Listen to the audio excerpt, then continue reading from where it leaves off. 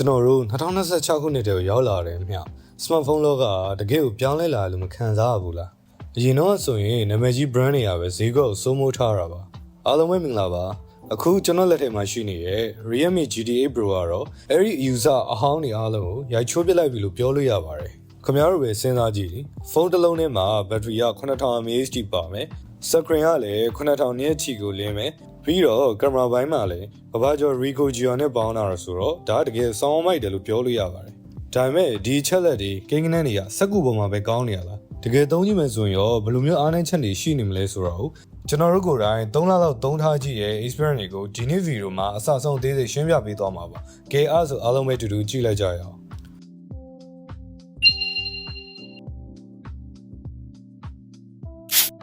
အရင်ဆုံးဒီဖုန်းစကင်လိုက်တဲ့ခန်းစားချက်ကနေစပြီးတော့ပြောကြရအောင်။ 9000 mAh ဘက်ထရီကြီးပါတယ်ဆိုတော့အုတ်ခဲကြီးလိုလေးနေမလားဆိုပြီးတော့ကျွန်တော်စိုးရင်ခဲ့ဘူးတယ်။ဒါပေမဲ့ဒါတကယ်တမ်းလက်ထဲကိုရောက်တဲ့အခါမှာတော့အလေးချိန်က214 gram ဝန်းကျင်ပဲရှိပါတယ်။ဒါ iPhone 17 Pro Max နဲ့ရှင်တော့မှတိတ်မခေါ်တဲ့အနေထားပါ။ဒါပေမဲ့ဒီဖုန်းရဲ့အထူကတော့ 8.2mm ပဲရှိတာတော့တကယ်ကိုအံ့ဩစရာပါပဲ။ Realme ကဒီမှာ Switch Design ဆိုတဲ့ concept ကိုသုံးထားတာတွေ့ရပါတယ်။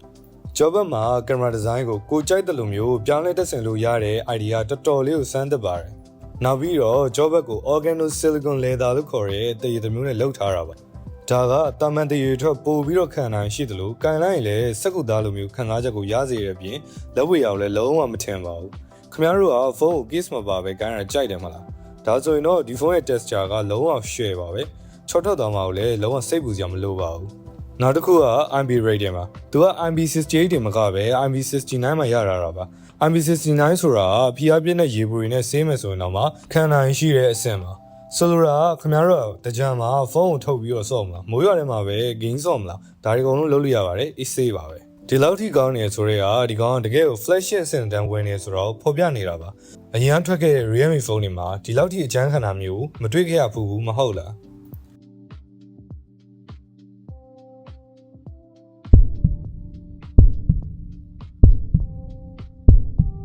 ကဲဒါဆိုရင်ဒီကောင်ရဲ့ screen အကြောင်းဘက်ကိုလှည့်ကြရအောင်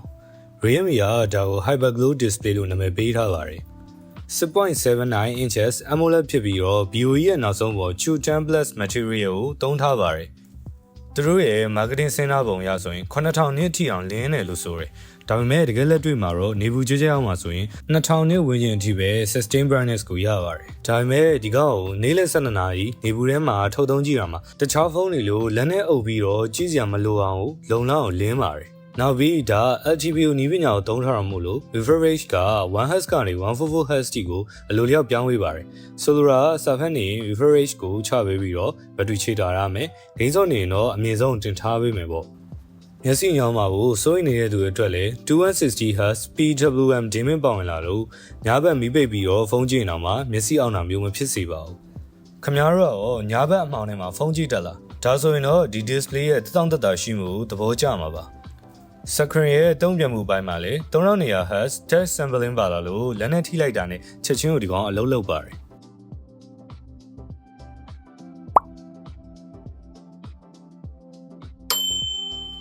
အခုကတော့အကျဉ်းဆုံးဘက်ကိုရောက်ပါပြီ Realme GT8 Pro မှာ Snapdragon 8 Elite Gen 5 ကိုသုံးထားပါတယ်ဒီကောင်က2026ရဲ့အများဆုံး chipset တွေထဲမှာပါပါတယ်Antutu score မှာဆိုရင်လည်း4တန်းကျော်ထိအောင်ရတာတယ်ဆိုတော့ဒီကောင်ကတကယ်တမ်း Mobile Legends နဲ့ PUBG ဆော့မယ်ဆိုရင်ရောဘယ်လိုမျိုးနေမလဲ Mobile Legends ဆော့တဲ့အခါမှာတော့ဒီကောင်ရဲ့ 144Hz ကို AC ဆော့လို့ရတယ်Team Fight တွေမှာလည်း scale တွေသုံးနေဆိုရင်တော့မှတစ်စက်လေးမှထက်တာမျိုး less တာမျိုးမရှိပါဘူးအရင်က Moray နဲ့ရှင်ရင် loading တက်တာအစားတိတိတတ်တာပုံမှန်တာကိုတွေ့ရမှာပါဒါပေမဲ့သတိထားမှာတစ်ခုရှိပါသေးတယ်အဲ့ကောင်ကတော့အပူချိန်ပါဖုန်းထဲမှာ 9.2mm ရှိတဲ့အပူဆိုပြ Vivo ချိန်ကပါတော့မှဂိမ်းကိုတနားရီကျော်လောက်တောက်လျှောက်ဆော့တယ်ဆိုရင်ဖုန်းကတော်တော်လေးပူတက်လာပါတယ်သူတက်လာတဲ့အပူချိန်က49 degree ကနေပြီးတော့53 degree ထိကိုတက်သွားတယ်ဒီလိုချိန်မျိုးမှာဆိုရင်ဖုန်းကလိုလျောက် performance ချပြတာတာမန် throttling မျိုးရှိတော့ပါတယ်ဒါကြောင့်ခင်ဗျားတို့က competitive gamer ဆိုရင်တော့အပြင်က fan လေးတစ်ခုခုကတ်သုံးတာပို့ပြီးတော့စိတ်ချရပါလိမ့်မယ်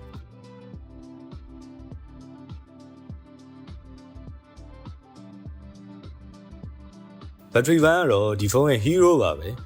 9000 mAh ဆိုတာ2026မှာတော့တော်တော်လေးရှားရတယ်ပါပါသေးတယ် တနာရီဂိမ်းဆော့ရဆိုရင်10ကနေ15ရာခိုင်နှုန်းလောက်ထိပဲကုန်ပါတယ် YouTube တနာရီကြည့်မယ်ဆိုရင်9ရာခိုင်နှုန်းထိပဲသူ့ရဲ့အားကျတယ်ကျွန်တော်တို့သုံးကြည့်ရတော့ပုံမှန်သုံးနေဆိုရင်တော့2ရက်လောက်တော့အေးစိတ်ခံပါတယ်အပြင်သွားရင်အာသွင်းကျိုးတေချာမလို့တော့တဲ့ခံစားချက်ကတကယ်ကိုလွတ်လပ်ပါတယ်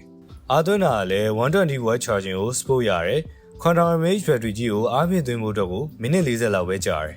ခင်ဗျားတို့ပဲစဉ်းစားကြည့်လိုက်ပါမနက်မိုးလင်းလို့အာသွင်းပေါက်ထိုးကော်ဖီတောက်ပြီးတော့မျက်နှာတင်လိုက်ယူအား90ရာခိုင်နှုန်းကျော်တက်နေပါပြီအဲ့ဒီအားနဲ့ရင်တနေ့လုံး AC သုံးလို့ရပါတယ်50 watt wireless charging လည်းပါဝင်လာမို့လို့အာသွင်းကျိုးရှုပ်တာကိုမကြိုက်တဲ့လူတွေအတွက်ကလည်းအဆင်ပြေပါတယ်နောက်ထပ်အကြိုက်ဆုံး feature တစ်ခုကတော့ bypass charging ပါအာသွင်းကျိုးထိုးထားပြီးတော့ဂိမ်းဆော့နေဘက်ထရီတွေကိုအားမသွင်းမနဲ့ဆက်ကိုတိုက်ရိုက်အားပေးတာပါဒါကဘက်ထရီသက်တမ်းကိုပို့ပြီးတော့ရှည်စေသလိုဖုန်းပူတာကိုလည်း1 degree လောက်ထိကိုရှော့ချပေးနိုင်ပါတယ်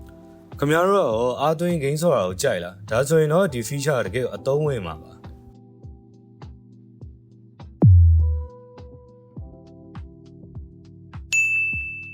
ကင်မရာပိုင်းကို Ricoh GR နဲ့ပူးပေါင်းထားတာတကယ်ကိုစိတ်ဝင်စားစရာပါပဲ Main camera က50 megapixel ဖြစ်ပြီးတော့ညာဘက်ရိုက်တဲ့ပုံတွေကတကယ်ကို clean ဖြစ်ပါတယ်ဒါပေမဲ့တကယ်အကျဉ်းဆုံးကတော့20 megapixel periscope telephoto ပါဒီကောင်ကအစ120အထိကိုဆွဲလို့ရတယ်ကျွန်တော်တို့စမ်းကြည့်တာ trace အထိကလုံးဝအရည်သွေးမကျသွားပဲနဲ့ဒီ display ပြတ်သားရပါတယ် Ricoh ရဲ့ feeder တွေကလည်းလုံးဝ share ပါပဲအထူးသဖြင့် high contrast VNW feeder ကတကယ် street photography ရိုက်နေရလိုမျိုးခံစားချက်ကိုပေးပါတယ်ဓာတ်ပုံရရတာဝါနာပါတဲ့သူတွေအတွက်ကတော့ဒီဖုန်းကတကယ်ကိုအမှုပညာပစ္စည်းတစ်ခုလိုပါပဲဒါပေမဲ့သူ့မှာအားနည်းချက်လေးရှိပါသေးတယ် ultra wide camera မှာ auto focus မပါလာလို့ macro shot ရိုက်လို့မရပါဘူးနောက်ပြီးတော့ selfie camera မှာလည်း auto focus မပါတာ content creator တွေအတွက်ကတော့နည်းနည်းစိတ်ပျက်စရာပါဗီဒီယိုပိုင်းမှာဆိုရင်လည်း 8K ကို 30fps ရတယ်ဆိုပေမဲ့ telephoto နဲ့ရိုက်တဲ့အခါမှာဒီကောင်မှာတုံခါမှုတွေရှိနေတာကိုသတိထားမိပါတယ်ခင်ဗျားတို့ကဗီဒီယိုကိုဦးစားပေးမဲ့သူဆိုရင်တော့ဒီချက်ကိုထည့်ပြီးတော့စဉ်းစားပါမယ်စမ်းသပ်ထားတဲ့ပုံနဲ့ဗီဒီယိုတွေကိုဒီမှာဖော်ပြပေးထားပါတယ်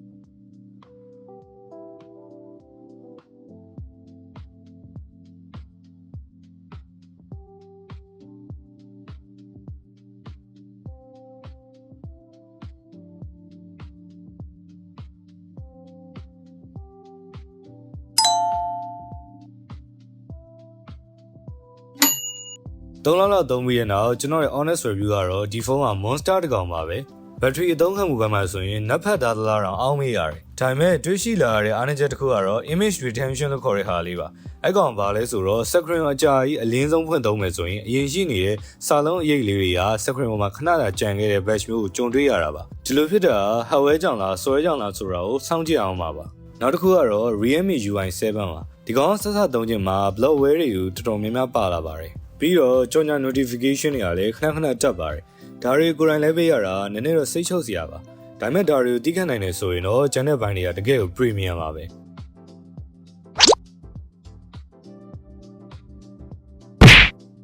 ဒီဖုန်းကိုအဖြူရောင်အပြရောင်နဲ့အထူး version ဆိုရင်တော့အစိမ်းရောင်ဆိုပြီးတော့ရနိုင်ပါတယ်ဈေးနှုန်းအနေနဲ့ကတော့ 1256GB version ကို330ဝန်းကျင်နဲ့16512GB version ကတော့35သိန်းဝန်းကျင်ထိရှိနိုင်ပါတယ်ငွေဈေးတွေအတက်ကြကျန်းရကြောင်းဈေးနှုန်းတွေပြောင်းလဲနေဆိုတာကိုသတိပြုစေချင်ပါတယ်ပေးရတဲ့ဈေးပြန်ရတဲ့ battery screen brightness နဲ့ performance ကိုကြည့်ရမယ်ဆိုရင်တော့ Samsung ထက်အများကြီးပိုတန်တယ်ဆိုတာကိုကျွန်တော်ပြောရပါတယ်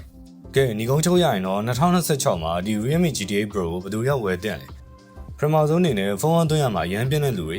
နေပူထဲမှာဖုန်းကြာကြီးသုံးတဲ့လူတွေဂိမ်းကိုအကျန်းစားဆော့ကျင်တဲ့လူတွေဒါပေမဲ့ fan လေးတော့ဝယ်ထားရမယ်ပြီးရင်ဓာတ်ပုံရိုက်တဲ့အခါမှာဆန်းဆန်းပြပြ style ကိုကြိုက်တဲ့လူတွေကတော့ဒီဖုန်းကိုဝယ်ထားသင့်ပါတယ်ဒီဖုန်းကိုဘယ်သူတွေကမဝယ်သေးဘူးလဲဆိုတော့ selfie နဲ့ video ရိုက်တဲ့အခါမှာ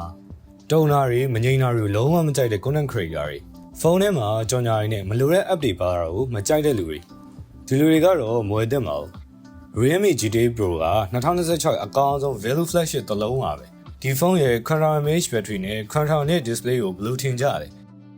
ဒီဖုန်းကိုလက်ရှိသုံးနေလူတွေရှိရဆိုရင်လည်းကိုယ့်ရဲ့အတွေ့အကြုံလေးတွေကို comment မှာပြောသွားပေးကြပါဦးအားလုံးကျေးဇူးတင်ပါတယ်